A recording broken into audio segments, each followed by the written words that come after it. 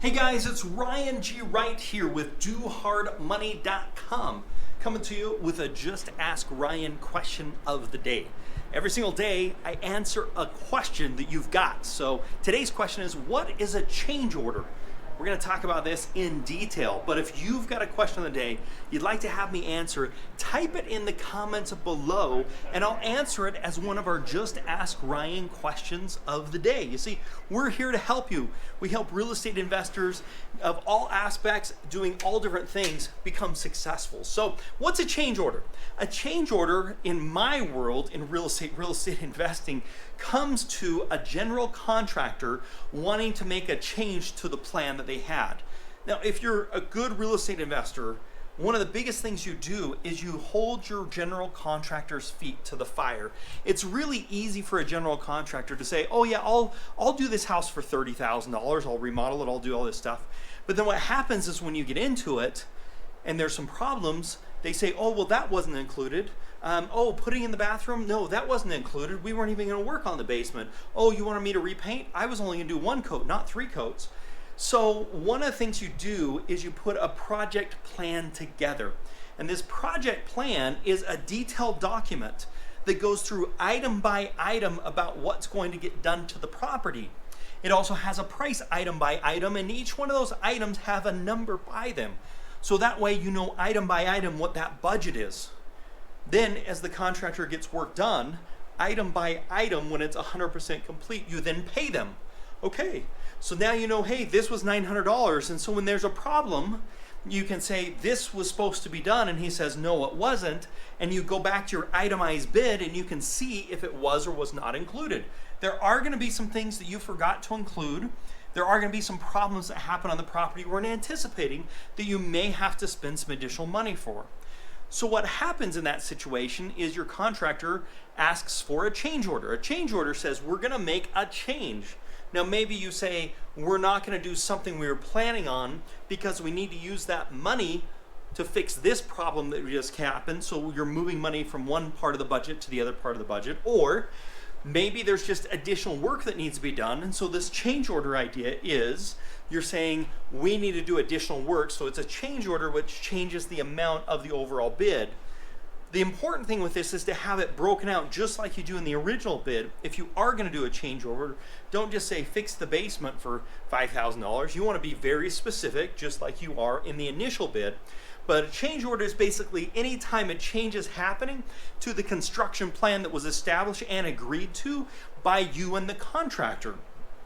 Now, we have some forums to help you do this. We also have project managers that can help you do this. We even meet with your general contractor and you to make sure you're all on the same page. Think of it like marriage counseling. That's really what it turns into. And then our project managers help you along the way.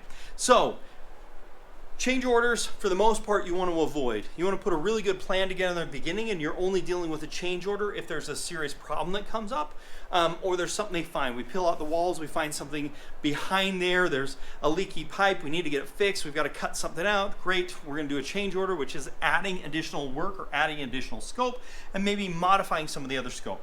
That's what we're trying to do, but we really want to prevent them. And the way we can prevent them is by having a detailed plan in advance so that we're not reliant upon just everybody's memory, which can go bad. And even the best of contractors that may be well-intended have these problems where they think, oh, that wasn't included, and you think it was included, and it causes a lot of problems. One of my very first real estate investments, I got a general contractor. He said he'd fix a house up for $35,000, and as soon as we got into it, it was like, this is included, that's not included.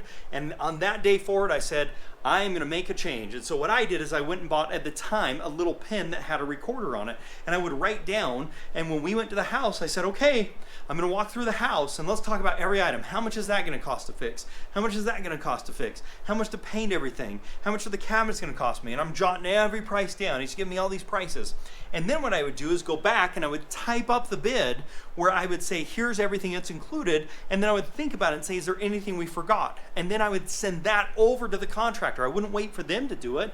I would type all that over. I would send it to the contractor and say, this is everything we discussed. Is there anything we're missing? Is there any prices you think they're an issue? Because he knew I needed solid pricing in order for me to purchase the property. So he could look at it. We would do all this before we bought the property, and then he would sign off on that item by item, and then we would go to work. And then when I did following deals after that, I didn't run into the same problems and didn't run into this issue of constant change orders that are happening. So if you've liked this video, please hit that thumbs up. It's fun to do, but more importantly, it tells YouTube that they should be showing this amazing channel to other people as well. So it's a big help to me with the YouTube logarithms to let them know to promote this channel more. So please hit that thumbs up button. Also, if you'd like some help with real estate investing, check us out over at dohardmoney.com. Like I say, our members have access to these forms and to our project managers that makes this whole idea with change orders so much easier. And if you'd like to check us out and see if we might be a good fit for each other, go over to dohardmoney.com.